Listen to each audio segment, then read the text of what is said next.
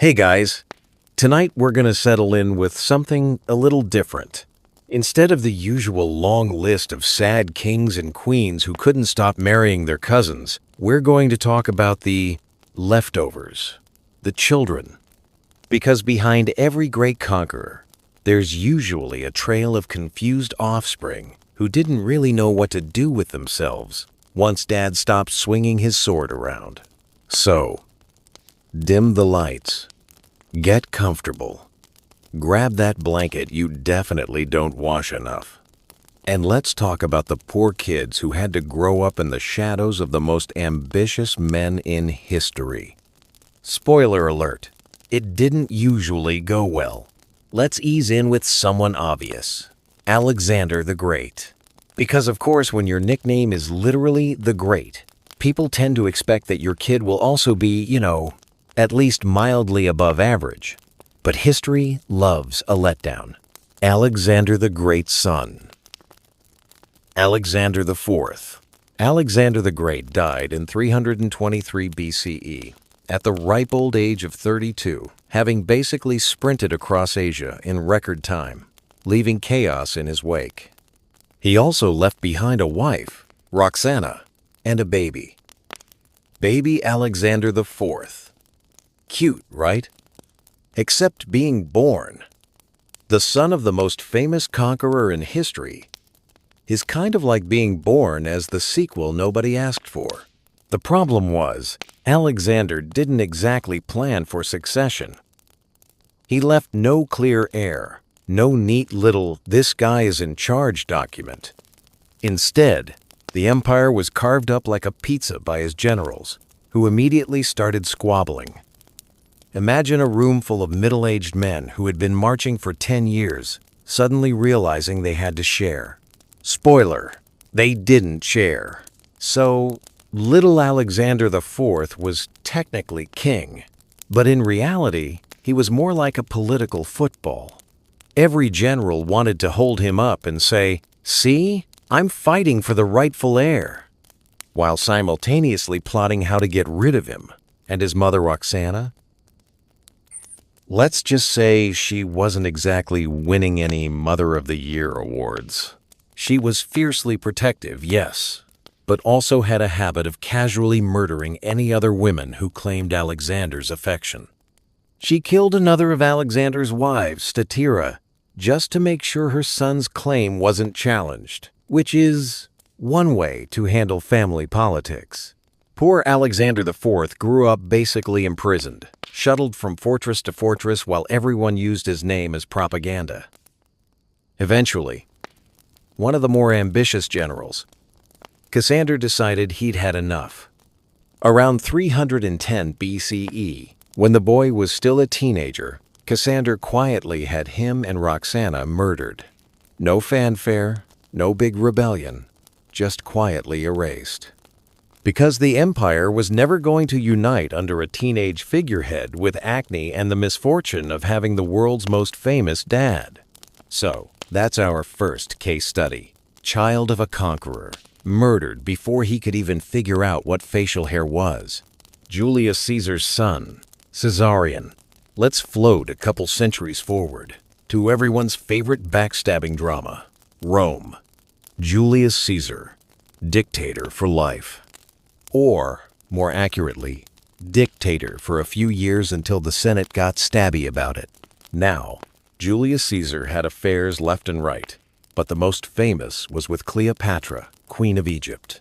Together, they had a son, Ptolemy 15, Philopator, Philometor Caesar, which is a very long way of saying Caesarion. Literally, Little Caesar. No relation to the pizza chain.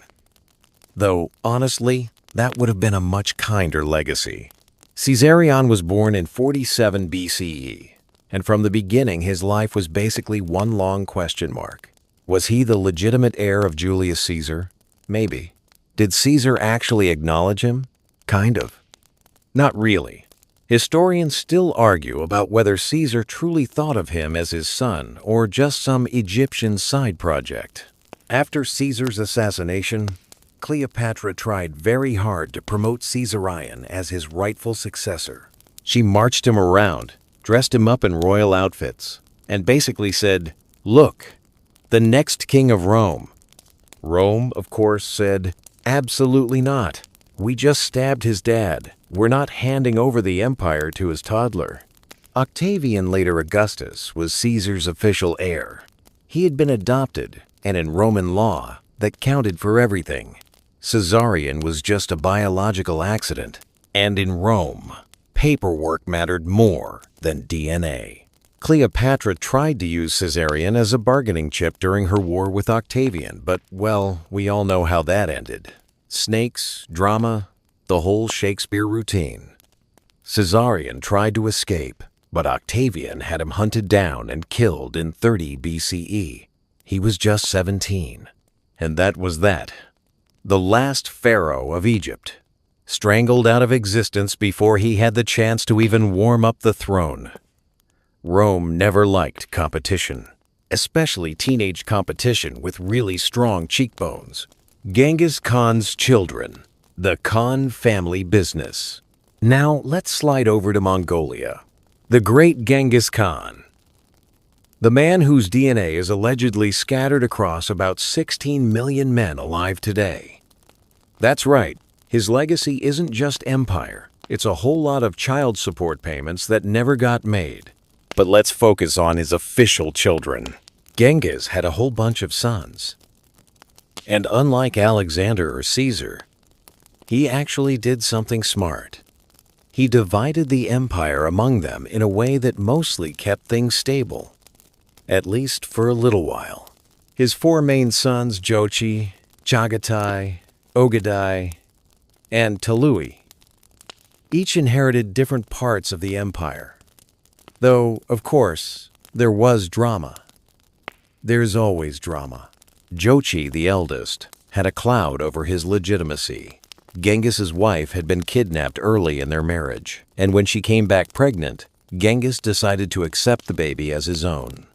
But everyone whispered about it for the rest of Jochi's life. Because if there's one thing medieval stepdads loved more than horses, it was holding grudges about paternity. When Genghis died, the third son, Ogadai, was named the Great Khan, which annoyed Chagatai, who thought Jochi was illegitimate, and therefore he should have been chosen. But Genghis, in his infinite wisdom, decided, let's give it to the middle kid. He drinks a lot, but he's kind of fun at parties. And so Ogadai became ruler of the Mongol Empire. Things worked for a while, but the second generation couldn't keep the same momentum. They expanded, yes, but eventually the empire splintered into different khanates. Each son's descendants became their own ruling family, often squabbling with the others. So instead of one massive empire, we ended up with the Golden Horde, the Ilkhanate, the Chagatai Khanate, and so on. It's kind of like when siblings inherit a house, and instead of sharing it, they just saw it into 4 crooked pieces and move in separately. Not exactly efficient, but technically it works. In the end, the Mongol legacy did live on. For centuries. But the personal lives of Genghis's children? A lot of fighting, some alcoholism, and one big game of who's really dad's favorite. Spoiler, the answer was none of them. Napoleon's son, the eagle who never flew. Let's fast forward to the 19th century, because no episode about the children of conquerors is complete without Napoleon. The man who was 5'6" in reality, but 7 foot tall in meme culture. Napoleon's heir was Napoleon Francois Charles Joseph Bonaparte, also known as Napoleon II, also known as the King of Rome, also known later in life as the Duke of Reichstadt, because apparently giving him 4 different names was easier than letting him actually rule anything. Napoleon II was born in 1811, and his father doted on him. This kid was supposed to be the future of the Bonaparte dynasty, the emperor's heir, the next great conqueror. Except, history doesn't really care about your family plans. When Napoleon was defeated and exiled in 1814, his toddler son was left behind in Vienna with his mother, Marie Louise of Austria.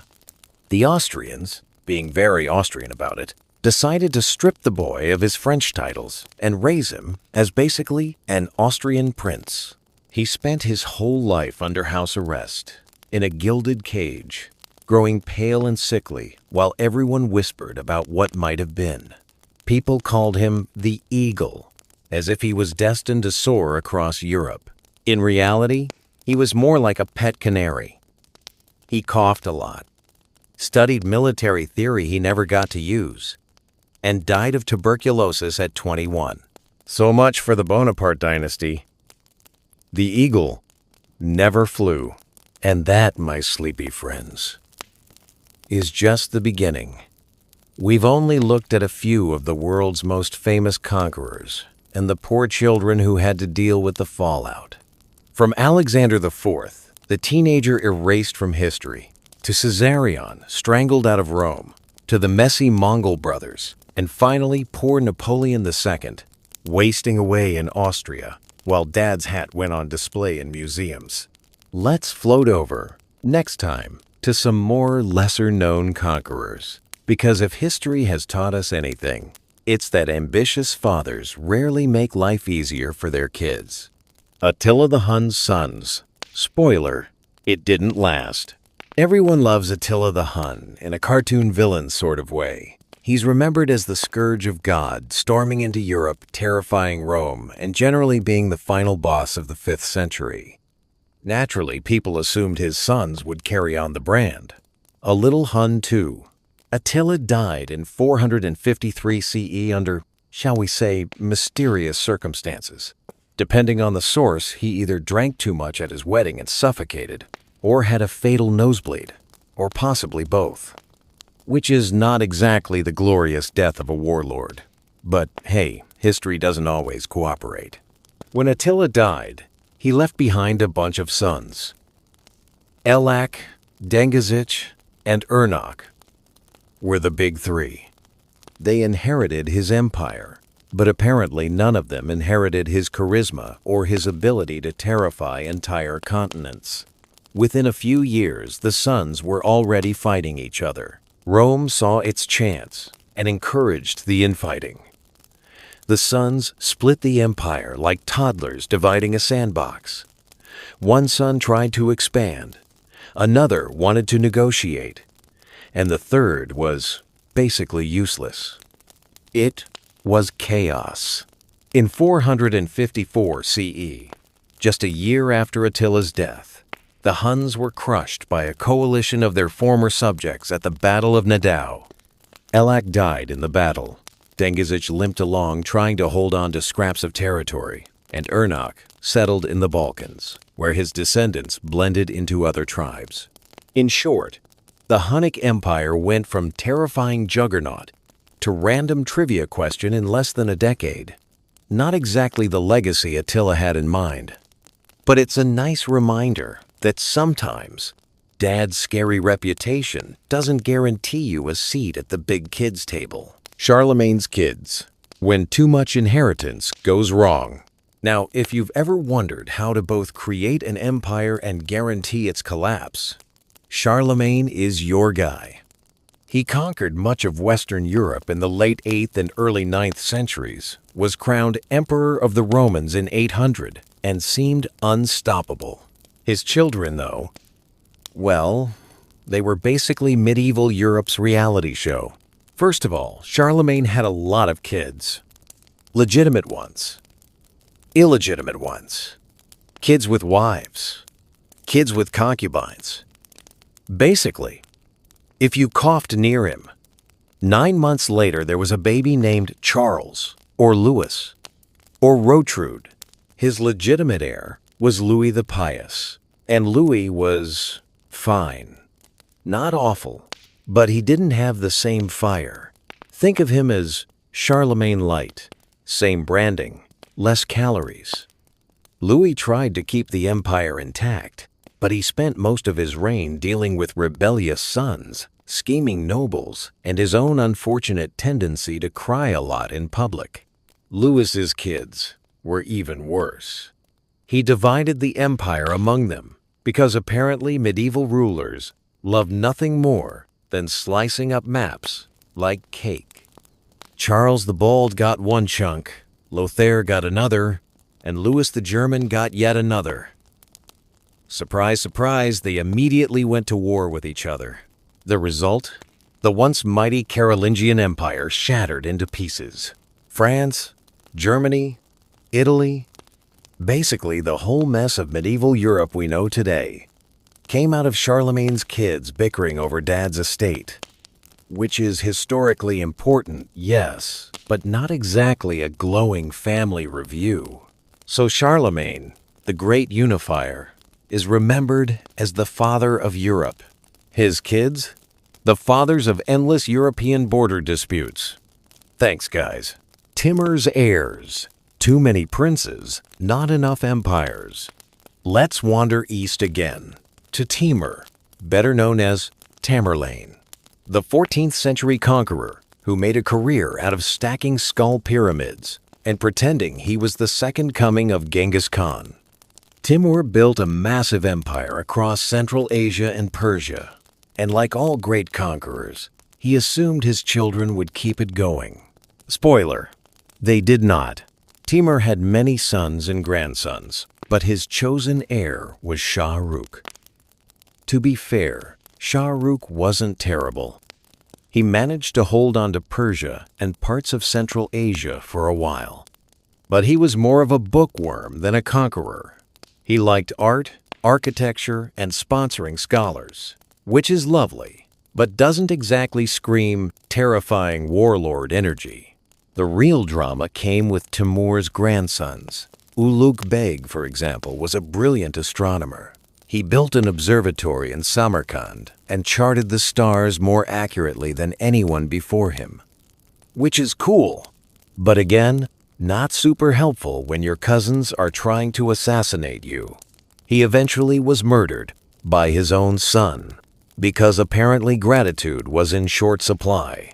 Meanwhile, other branches of the family squabbled endlessly, and by the late 15th century, the empire fractured. The Timurid princes went from rulers of half the world to local warlords squabbling over scraps in record time. So, Timur built an empire with skull pyramids. His kids and grandkids tore it down with ego pyramids. Nice symmetry, if nothing else. Ivan the Terrible's children. Russian tragedy hour. All right, let's float north into Russia. Because if you want a story about dysfunctional royal children, you can't skip Ivan the Terrible. His reputation says it all. If you're nicknamed the Terrible, your family life probably wasn't full of hugs and bedtime stories. Ivan had several children, but the most famous, or infamous, was Ivan Ivanovich. Yes, Ivan named his son Ivan, because Russians are nothing if not committed to confusing historians. Ivan Ivanovich was supposed to be heir. He was strong, intelligent, and actually competent, which of course meant he didn't last. In a fit of rage, in 1581, Ivan the Terrible struck his son on the head with his staff, killing him, accidentally, allegedly. Depends on who you ask. Either way, Russia lost its heir, and Ivan the Terrible had one of history's most awkward oops moments. After that, Ivan's younger son Fyodor became Tsar. But Fyodor was, let's put it gently, not cut out for leadership. He was pious, quiet, possibly mentally disabled, and entirely dominated by advisors. Under him, Russia drifted into what's literally called the Time of Troubles, which frankly sounds like the subtitle of a Netflix drama, but was actually just famine, chaos, and civil war. So, Thanks to Ivan the Terrible's parenting style, Russia went from having a competent heir to having none, and straight into decades of disaster. Parenting win? Not exactly. A quick nap break. By now, you might be noticing a theme. Conquerors are really good at conquering. They're not so good at creating stable dynasties. The children either get murdered, waste away in exile, cry in public, or accidentally inherit empires they're too soft to manage. It's kind of comforting, in a way. If you've ever felt like your parents set impossible standards, just remember you're probably doing better than Caesarion or Ivan Ivanovich. At least no one is actively plotting to strangle you because of your dad's legacy. Hopefully. And on that cheerful note, let's drift into the next round of sad royal childhoods, where we'll meet the unlucky offspring of people like William the Conqueror and Suleiman the Magnificent. Because bedtime history doesn't stop until every dynasty is exhausted. William the Conqueror's sons. When brothers hate each other more than the French, William the Conqueror did exactly what his name suggests. He conquered, specifically England, in 1066, after what was arguably the most famous bad day in Anglo-Saxon history, the Battle of Hastings. But William wasn't just a conqueror. He was also a father. And, surprise, his kids didn't get along. He had 3 surviving sons who mattered in the succession game: Robert, William, and Henry. Robert was the eldest, nicknamed Robert Curthose, which sounds fine until you realize it literally means short stockings. Not exactly the kind of nickname that inspires confidence in your future king. He was impulsive, moody, and had that classic eldest son entitlement energy. Then there was William Rufus, the middle son. Nicknamed Rufus because of his red hair. He got England after Dad's death, and he turned out to be a bit of a tyrant. Not in the fun conquer the world sense, more in the tax everybody until they cry sense. He spent most of his reign arguing with the church and his barons. Finally, the youngest son, Henry. Clever, ambitious, calculating. Henry was the sibling who sat quietly, watched everyone else fight, and thought, yeah, I'll take all of this when you idiots are done. Thanners was lever gadded, gever done. And that's exactly what happened. Robert and William Rufus despised each other. Robert wanted Normandy, William wanted more land, and they spent years squabbling. Then William Rufus conveniently died in a suspicious hunting accident in 1100. An arrow to the chest. Officially an accident. But everyone kind of knew Henry was lurking in the background with his best oops face. Henry swooped in, took the throne, and left Robert with nothing but Normandy and resentment. Eventually, Henry invaded Normandy, captured Robert, and locked him in a castle for the next 28 years, which is one way to deal with your siblings. So the children of William the Conqueror basically turned England into a family therapy session with more swords. Thanks, Dad. Suleiman the Magnificent's Princes, Ottoman Soap Opera Edition. Let's float south and east now, to the Ottoman Empire. Suleiman the Magnificent, greatest of the Ottoman sultans, ruled for nearly 50 years in the 16th century. Under him, the empire reached its golden age. But golden ages don't usually survive family drama. Suleiman had multiple sons, but the 2 most important were Mustafa and Selim. Mustafa was the dream heir, charismatic, competent, loved by the army. The kind of guy who made everyone whisper, "Wow, maybe this whole Ottoman thing will keep going forever." Which, of course, made him a massive target. Enter Hurrem Sultan, also known as Roxolana Suleiman's wife and political mastermind. She wanted her own son, Selim, on the throne. Selim was not quite as impressive. He liked wine a little too much for a Muslim prince, and competent was not really his brand. But he was her son, and Hurrem was not about to let Mustafa ruin her plans. So, through some palace intrigue, Roxolana convinced Suleiman that Mustafa was plotting against him. And Suleiman, in classic paranoid ruler style, ordered his own son strangled in 1553. Because nothing says healthy dynasty like choking your heir to death with a bowstring, Selim became heir. And when Suleiman finally died in 1566, Selim, soon nicknamed Selim the Sot, took the throne. He loved poetry, drinking, and women. He did not love ruling. His greatest achievement was letting his viziers do all the work while he got plastered. The empire survived, but the Golden Age, not so much. So once again, the conqueror's son managed to turn magnificent into mediocre in record time. Hernán Cortés's kids, when the conqueror of Mexico leaves a messy family tree.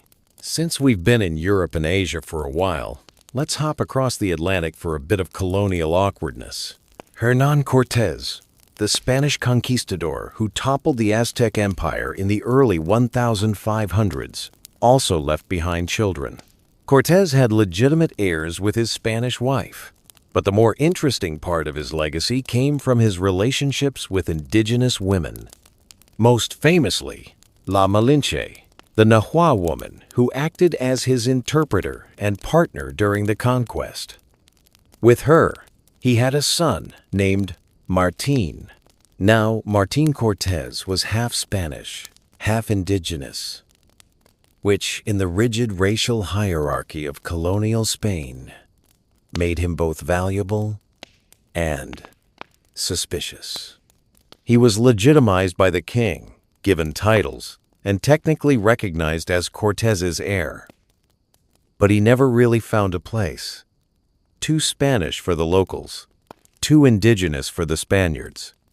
He drifted around, got into a conspiracy against the Spanish crown, and was eventually exiled. Meanwhile, Cortés's legitimate Spanish sons inherited the estates, but spent most of their lives fighting lawsuits to keep them, because the Spanish legal system loved nothing more than decades of inheritance disputes. So, while Cortés carved out an empire, his children spent their lives in legal battles and awkward identity crises, which is honestly the most colonial outcome possible. Kublai Khan's heirs. The decline of the Yuan dynasty. We already touched on Genghis Khan's children, but let's fast forward a bit to his grandson, Kublai Khan. You know, the guy who founded the Yuan dynasty in China and hosted Marco Polo, who wouldn't stop bragging about it afterwards? Kublai was a successful conqueror and administrator, but his kids, not so much. His heir, Zhenjin, actually seemed promising.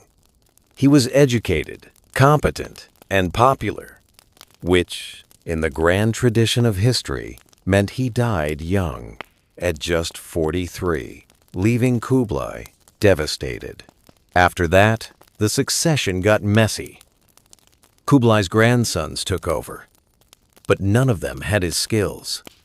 They fought, poisoned each other, and generally failed at ruling China. Within a century, the Yuan dynasty collapsed and was replaced by the Ming.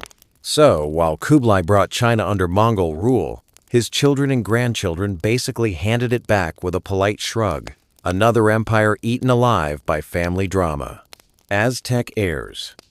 Moctezuma's descendants in Spain. Since we're talking about Cortés, let's circle back to his enemies, the Aztecs. Moctezuma II, the emperor who faced Cortés, died in 1520 under still mysterious circumstances. His children, however, lived on. After the conquest, several of Moctezuma's daughters and sons were taken under Spanish protection. They were given lands, titles, and married into Spanish nobility. In fact, Some of Moctezuma's descendants became part of the Spanish aristocracy, with titles like Count of Moctezuma. It's a weird twist. The children of the defeated Aztec emperor ended up more comfortable in Spain than in Mexico.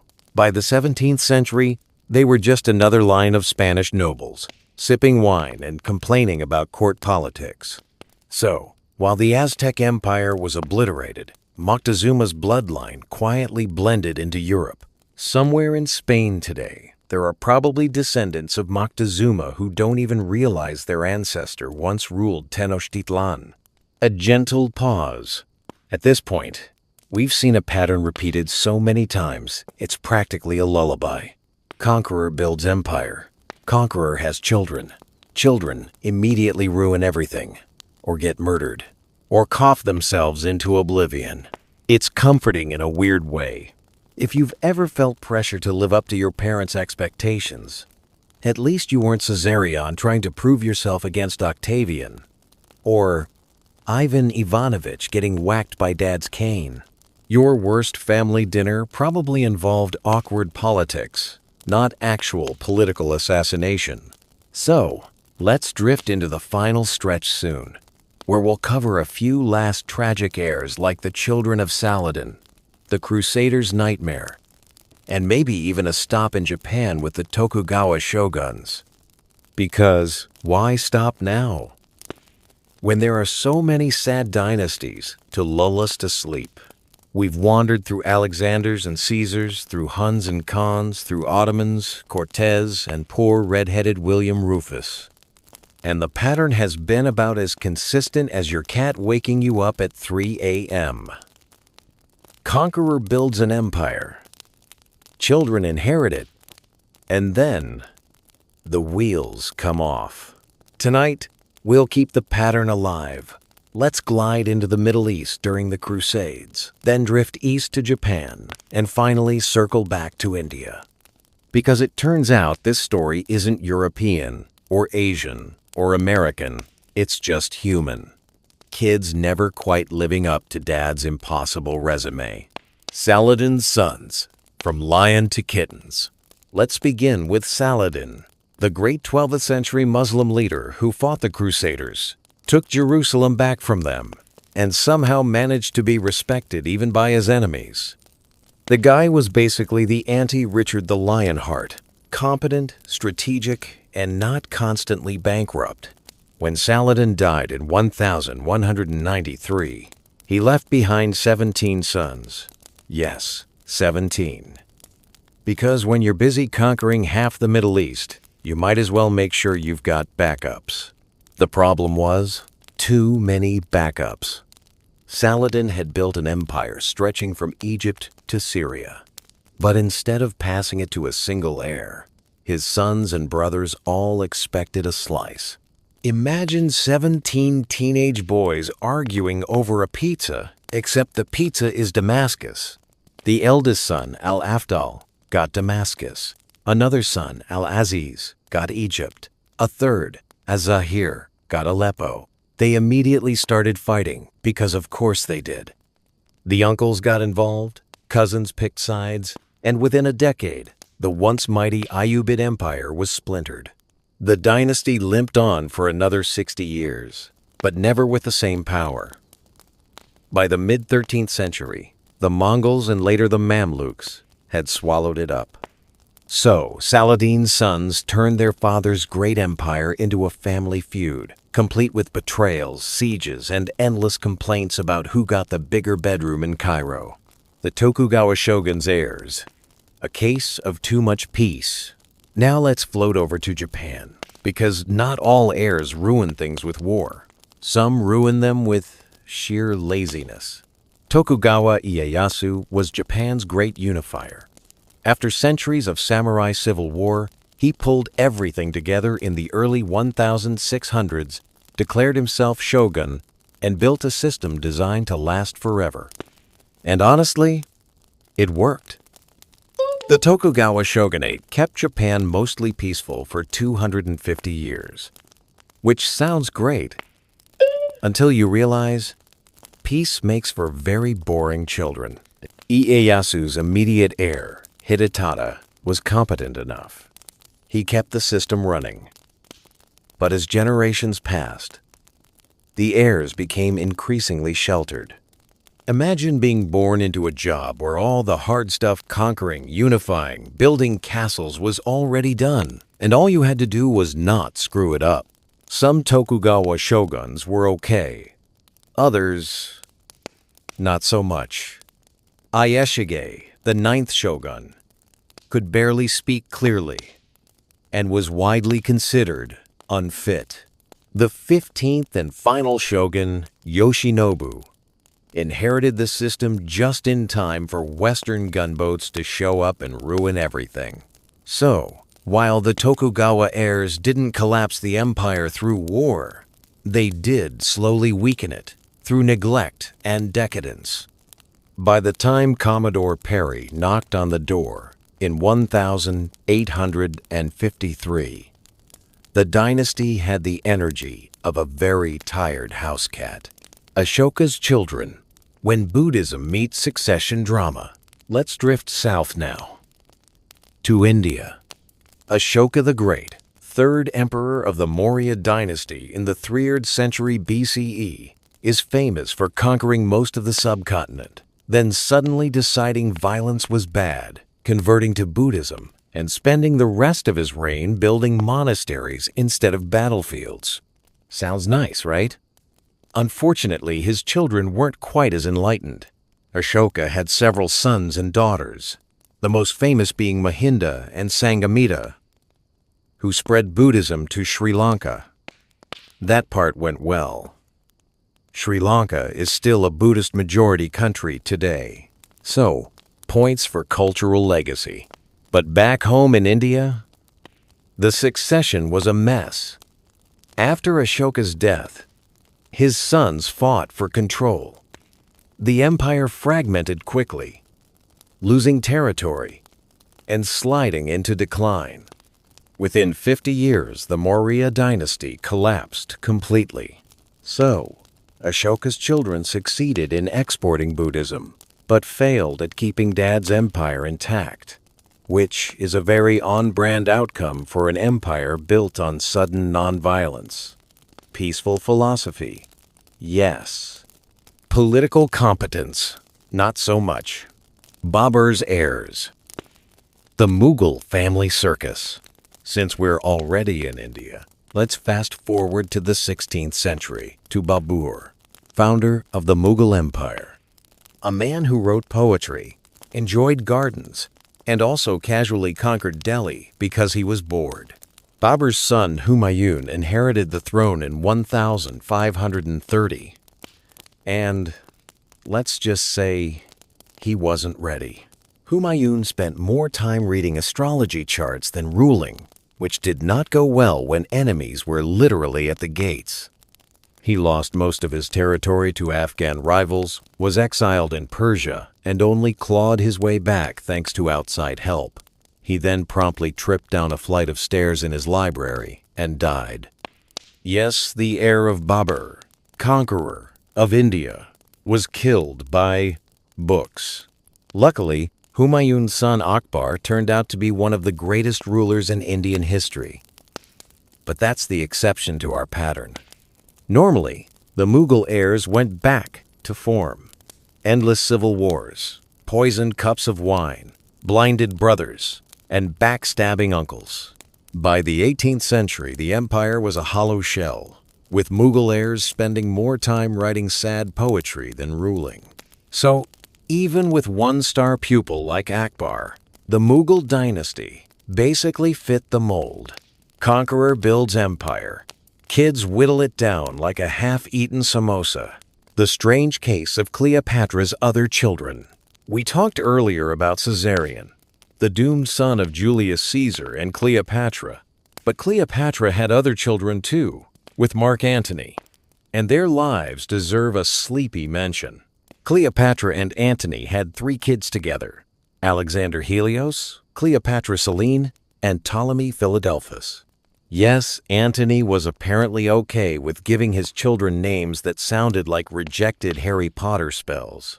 After their parents' spectacular downfall in 30 BCE, Octavian soon Augustus marched into Alexandria, killed Caesarion, and rounded up the 3 remaining kids.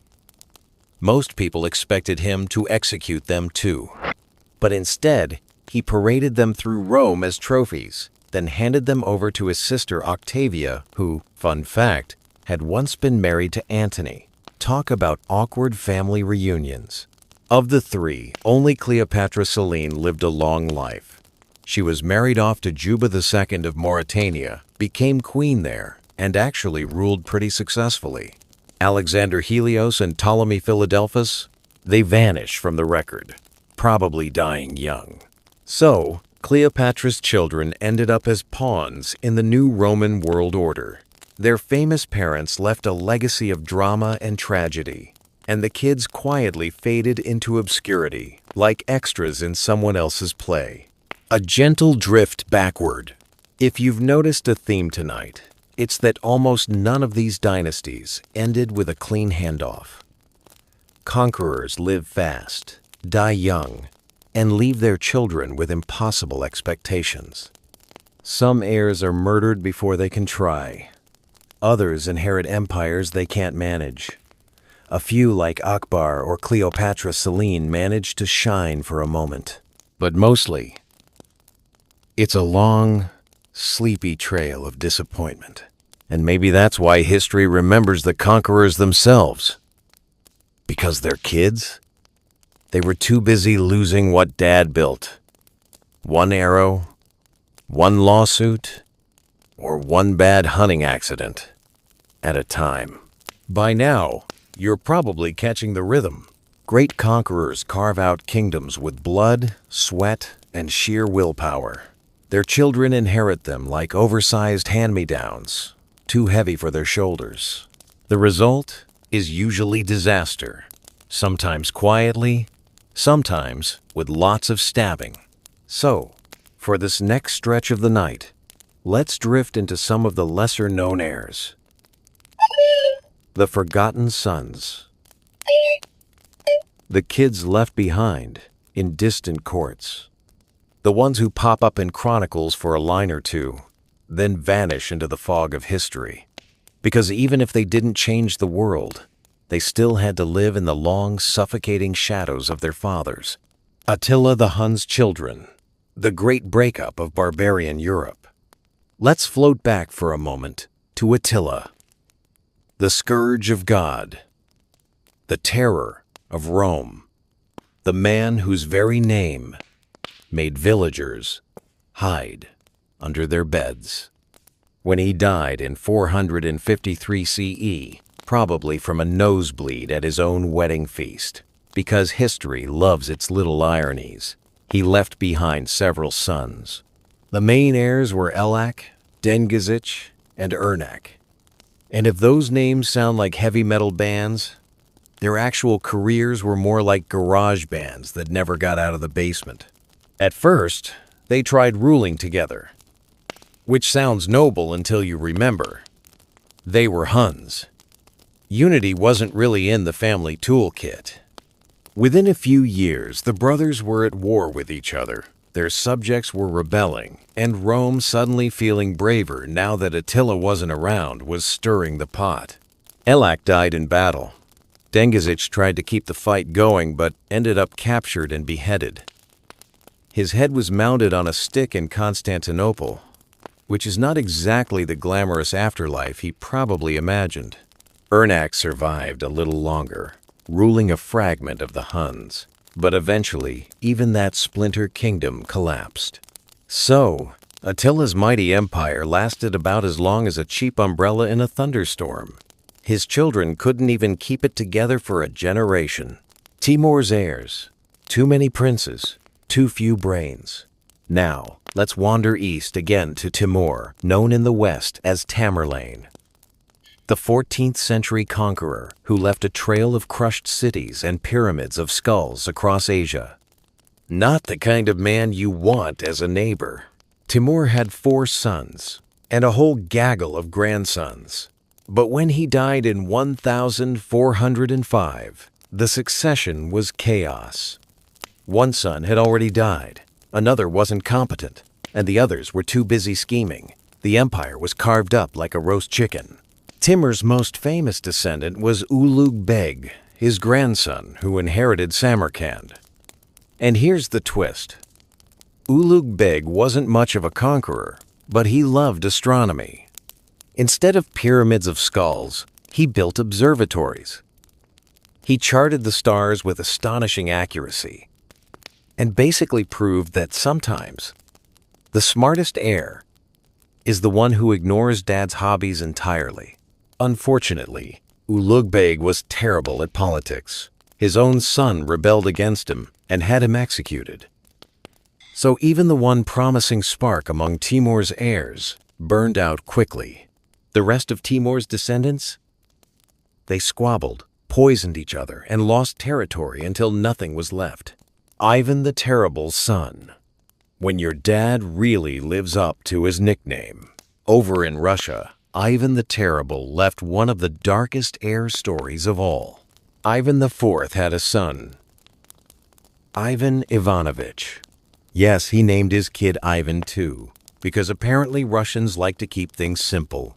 Unfortunately, Ivan the Elder had a bad temper. By bad, I mean he once killed his heir in a fit of rage by striking him on the head with a staff. This wasn't exactly great for dynastic stability. Ivan Ivanovich had been competent and prepared to rule, unlike his younger brother, Fyodor, who was gentle, pious, and frankly a bit slow. With the stronger heir dead, Russia slid into the time of troubles, a delightful period of famine, war, and impostors, pretending to be royal sons who had somehow survived. So, thanks to one violent tantrum, Ivan the Terrible managed to doom his own dynasty, which, given his nickname, feels about right. Napoleon's son, the King of Rome, who never ruled. Drifting into more recent times, let's talk about Napoleon Bonaparte, the man who tried to conquer Europe with sheer willpower, ego, and some very fancy hats. In 1811, he had a son with his second wife, Marie-Louise of Austria. The boy was given the grand title, King of Rome. Everyone assumed he would one day inherit his father's empire. Spoiler alert, he did not. When Napoleon fell in 1814, his toddler heir was left behind. The Allies refused to recognize the boy as emperor. Instead, he was taken to Austria, where he grew up under the watchful eye of his grandfather, Emperor Francis I. Renamed the Duke of Reichstadt, the boy lived a sheltered, sickly life. He was forbidden from playing any real political role, constantly monitored, and basically treated like an exotic pet. He died of tuberculosis at just 21. Napoleon's dream of founding a dynasty ended with one lonely young man coughing his lungs out in Vienna. Montezuma's children, from emperor to pensioners. Now let's swing back across the ocean to the Aztec Empire. Montezuma II, the famous emperor who met Hernán Cortés and lost everything, had several children. After the Spanish conquest, some of Montezuma's daughters were married off to Spanish nobles. Their descendants actually became part of the colonial aristocracy. In fact, there are still Mexican families today who trace their lineage back to Montezuma. But the male heirs? They were sidelined. The Spanish weren't interested in letting any Aztec princes keep power. Instead, they got pensions, literally a paycheck from the Spanish crown, like retired employees who had been laid off after the company merger. So Montezuma's children went from ruling a mighty empire to living off allowances in colonial Mexico City, which is a pretty sharp downgrade in just one generation. Pyrrhus's kids, spoils of a Pyrrhic victory. You've probably heard the phrase, a Pyrrhic victory. A win so costly, it might as well be a loss. That comes from Pyrrhus of Epirus, a king who fought the Romans in the 3rd century BCE. He technically won a couple battles, but lost so many men doing it that even he admitted another victory would finish him. Pyrrhus had several sons who tried to keep his kingdom together. But between Roman expansion, Macedonian rivals, and their own infighting, the dynasty quickly fizzled out. Within a generation or two, Epirus was just another Roman province. So, Pyrrhus's heirs inherited not glory, but the world's most depressing legacy phrase. When conquerors' children fade into fiction, there's also a strange phenomenon where the children of great conquerors slip so far into obscurity that later storytellers just make things up. Alexander the Great's supposed illegitimate children pop up in medieval legends. Genghis Khan gets credited with fathering so many kids that half of Eurasia is supposedly his descendant. Even Attila ends up with ghost stories about surviving sons who might rise again. It's almost as if history can't stand the idea of these dynasties just ending. So we invent rumors, lost heirs, and what-ifs to keep the bedtime story going. A slow drift toward the end. As the night deepens, the pattern feels almost soothing. Conquerors rise in fire and iron. Their children stumble in shadows. Some are murdered. Some waste away. A few live ordinary lives in exile, writing poems, or staring at the stars. But nearly all of them prove the same point. Conquering is one thing. Keeping the empire is another. And more often than not, the children of famous conquerors found themselves unprepared, unlucky, or simply unwanted. They were born into glory. And they drifted into silence. We've wandered through battlefields, banquet halls, and dim palace chambers. We've met heirs who tripped on staircases, heirs who lost wars they didn't start, heirs who wasted their time gazing at stars instead of armies. Some were murdered, some quietly forgotten, and a very few actually ruled with competence. But now, as the night deepens, it's time to wind this all down. Let's drift through a few last heirs, then gently tie together the pattern we've been tracing. Because really, it's less a history of kings and empires, and more a bedtime story about human frailty. Charlemagne's grandsons, the original family breakup drama. Charlemagne, the great king of the Franks, crowned Emperor of the Romans in 800, basically refounded the idea of Western Europe. When he died in 814, he passed the empire to his only surviving legitimate son, Louis the Pious. Louis wasn't bad. He was pious, obviously, and reasonably effective. But then came his three sons, Lothar, Louis the German, and Charles the Bald. Yes, his actual nickname was the Bald. Medieval chroniclers weren't subtle. These three promptly went to war with each other. The empire was carved up in the Treaty of Verdun in 843, essentially creating the rough outlines of modern France, Germany, and Italy, which sounds neat and orderly until you remember it came after years of brutal civil war. So, Charlemagne's empire, which stretched from the Pyrenees to the Elbe, didn't even last one generation before being chopped up by bickering grandsons. Conqueror builds, children dismantle. The cycle continues. The children of William the Conqueror. Too many Williams, not enough patience.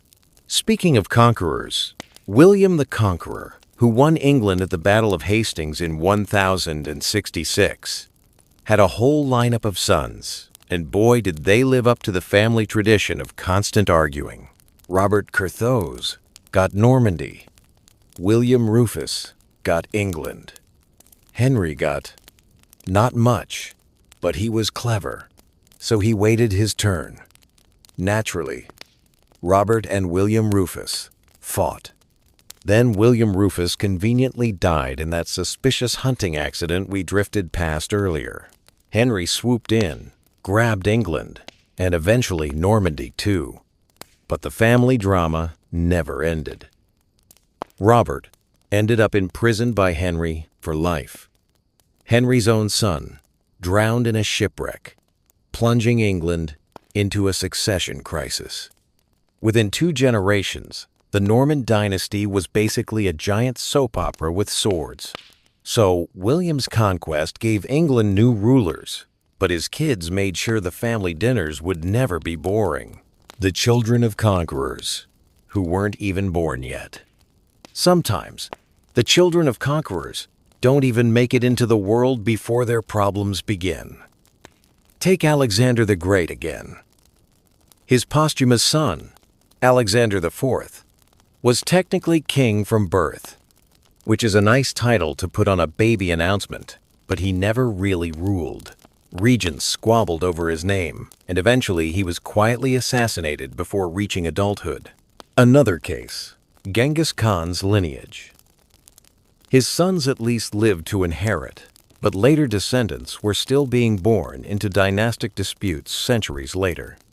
Some were killed as infants because rival branches of the family tree didn't want competition. Nothing says welcome to the world like being smothered before your first haircut. The heirs, who never even grew up to rule, showed just how fragile these dynasties really were.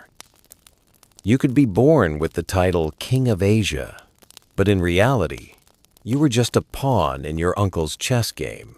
The children of failed conquerors almost doesn't count. There's also the category of conquerors who never quite made it. Men who rose fast, built empires that almost stuck, but then collapsed, and their children had to pick up the pieces. Take Charles XII of Sweden. He fought half of Europe, lost most of it, and died without heirs. His relatives inherited a bankrupt, exhausted kingdom. Not exactly the kind of legacy you'd want in your family Christmas card. Or Napoleon's siblings Joseph, Louis, Jerome, installed as kings of Spain, Holland, and Westphalia during his heyday. Their children spent the rest of their lives awkwardly explaining that yes, their dad had once been king of Westphalia, which no longer existed. It's like telling people your father was regional manager of a company that went bankrupt in 1815. The heirs who actually did okay. We've been pretty hard on conquerors' kids. To be fair, a few did turn out fine. Akbar the Great, grandson of Babur, actually expanded the Mughal Empire into a cultural golden age. He balanced religions, built cities, and patronized art. Not bad for someone who inherited a shaky throne. Similarly, Suleiman the Magnificent, though technically not the direct son of Mehmed the Conqueror, was still a descendant in the Ottoman line, and he turned out to be one of the most successful rulers in history. Sometimes the family tree does produce one more decent apple before rotting, but those are rare exceptions. For every Akbar or Suleiman, there are 10 Humayuns tripping over staircases. Why the children fail. So why does this keep happening? Why do conquerors' kids so often fall short? Partly it's expectations. Imagine growing up as the child of Alexander or Attila or Napoleon. Dad conquered half the world. And you? You're expected to do the same, or at least keep it intact. That's like being told at age 12 that your science fair project has to cure cancer. Then there's upbringing. Conquerors usually don't spend a lot of time at home teaching their kids life skills. They're too busy, conquering. So the heirs are often raised by courtiers, wet nurses, or whoever happened to be around, which doesn't exactly prepare them for managing an empire. And of course, enemies are always circling. The minute a strong ruler dies, rivals smell blood in the water. Even if the heir is competent, they're often outnumbered, outmaneuvered, and undermined before they can get started. It's not always their fault. But history rarely remembers excuses. The quiet endings. Many of these children don't go out in a blaze of glory. Instead, their lives fade quietly. Napoleon's son wasting away in Vienna. Montezuma's heirs cashing Spanish pensions. Cleopatra's daughter ruling a small corner of North Africa while her brothers vanish. It's almost more haunting than the violent ends. To be born with all the pomp of empire, then to die in obscurity, forgotten, is its own kind of tragedy. The conqueror built a stage for the ages. The children ended up playing walk-on parts in someone else's script. A gentle close. And so, we close our eyes on this long procession of heirs. From Caesarion strangled by Octavian's orders, to Ivan Ivanovich killed by his own father's hand. From Saladin's 17 squabbling sons to Napoleon's lonely Duke of Reichstadt, they remind us that history's spotlight is brief. The conquerors burned bright, and their children mostly flickered out. Empires rose in fire and dissolved in size. As you drift off tonight, maybe the lesson is this: the world remembers the conquerors, but it forgets the children. And maybe that's for the best. After all, being born into glory is rarely as restful as simply falling asleep. We've spent most of tonight's long journey talking about the sons of conquerors, the heirs, with armies, crowns, and usually a very short life expectancy. But history didn't just produce sons. There were also daughters, princesses who were quietly shuffled off into arranged marriages, packed off as diplomatic gifts, or in rare cases, managed to carve out a life on their own. And then there were the pretenders, the men who popped up decades or even centuries later, claiming to be the lost heir of some long-dead conqueror. They usually weren't, but people wanted to believe, because humans love a comeback story, even when it's just wishful thinking. So let's let the candle burn a little longer and wander through these quieter corridors of the story. Daughters as diplomatic packages. For most conquerors' daughters, life was basically a lifetime subscription to being a bargaining chip. Take the daughters of Genghis Khan. While his sons were off inheriting chunks of empire, his daughters were married into powerful steppe clans. In many cases, they were given command over whole regions. Some of them actually ruled more competently than the men. Turagin Khatun, one of Genghis's daughters-in-law, even acted as regent of the Mongol Empire for 5 years, which makes her one of the most powerful women in medieval history, though textbooks often forget to mention it. But more often, the daughters were pawns. Cleopatra's daughter, Cleopatra Selene, we already saw get shipped off to North Africa. Saladin's daughters were married into other Muslim dynasties to secure alliances. Timur's daughters were used the same way. For most of them, their names disappear after 1 or 2 lines in the chronicles. It's a strange irony. The sons got short, bloody lives of infighting. The daughters got longer, quieter lives, but usually at the cost of being forgotten. Pretenders and lost heirs. Now, let's float over to the strange phenomenon of pretenders. Whenever a dynasty collapsed, someone always popped up, claiming to be a lost son or hidden heir. During Russia's time of troubles, after Ivan the Terrible's heir died, no fewer than 3 different men claimed to be Dmitri, the youngest son of Ivan, who had supposedly been killed as a child. They were called the false Dimitris.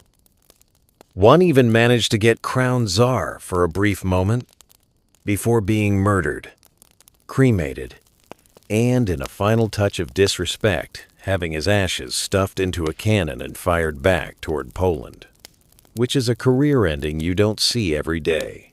In the Ottoman Empire, rumors constantly circulated about secret surviving sons of sultans. Sometimes rebels would use these supposed princes as figureheads to rally support. Almost always, they were fake.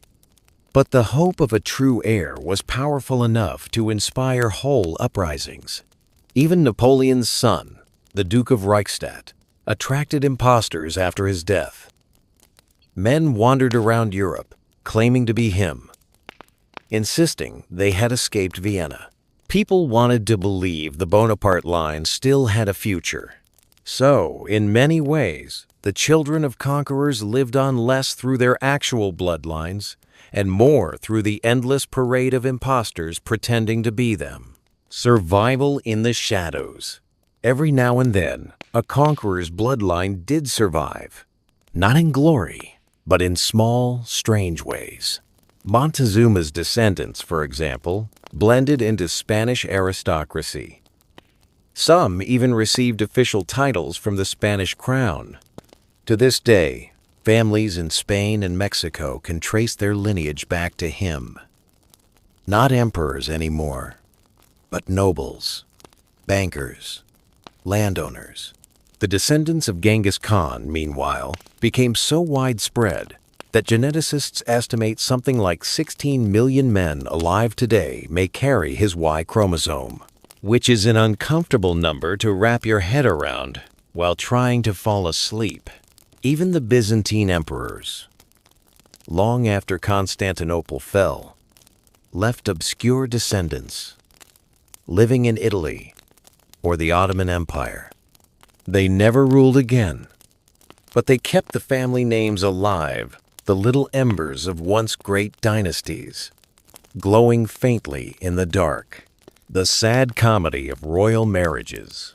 Of course, one of the main uses of conquerors' children, especially daughters, was marriage.